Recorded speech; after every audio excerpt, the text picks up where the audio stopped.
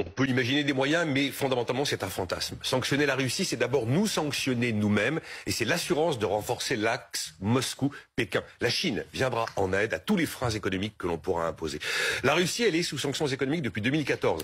Ça nous a, nous, déjà coûté pas mal de parts de marché dans l'agroalimentaire, et on se rend compte qu'à l'inverse, en Russie, ça a dynamisé certains secteurs, notamment le secteur agricole, et la Russie est devenue, grâce ou à cause de cet embargo, le premier exportateur mondial de blé. Ce ne serait pas le cas s'il n'y avait pas eu ces sanctions. Mais imaginons que l'Europe et les États-Unis activent des sanctions économiques contre la Russie.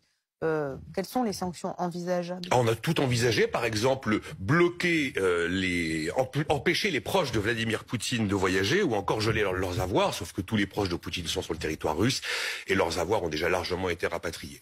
Essayer de couper l'accès au dollar. Oui, mais les Russes se sont déjà très très largement éloignés du dollar. Il n'y a que 10% de leurs hydrocarbures qui sont vendus en dollars aujourd'hui. En 2013, c'était 100%. Ils ont mis en place un fonds souverain, ce qui permet au pays d'avoir une forme d'autarcie, et ils ont considérablement gonflé leur stock d'or. De 450 tonnes en 2007, ils sont passés à 2300 tonnes d'or. Donc ça n'est pas une arme efficace.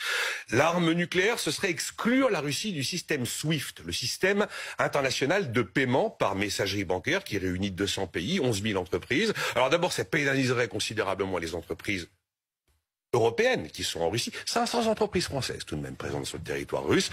À l'intérieur, ça n'aurait pas d'effet parce que les Russes ont un propre système de paiement interne, et à l'extérieur, ils reviendraient à des méthodes beaucoup plus artisanales de paiement. On a imaginé qu'on pouvait stopper le projet de gazoduc Nord Stream 2. Oui, pourquoi pas, effectivement. Mais la victime finale de cette histoire, ce sera l'Allemagne. D'autres nous disent, on va faire un embargo technologique. Mais là encore, si on fait ça, on a l'assurance de voir la Chine arriver au secours de la Russie. Et on imagine qu'un pays puissant comme la Russie ne resterait pas inactif en cas de sanctions. Que se passerait-il? Quelles mesures de rétorsion pourraient-ils activer? Évidemment, les Russes pourraient nous couper le gaz. Ils ne l'ont jamais fait, même dans les pires moments de la guerre froide. Mais 40% du gaz consommé par les Européens vient de Russie, et ça fissurerait le front européen, car la première victime de l'absence de gaz russe serait l'Allemagne, qui du coup ne suivrait plus la France. Et puis, ils peuvent aussi freiner ou stopper les exportations de blé, même si on n'est pas directement dépendant du blé russe.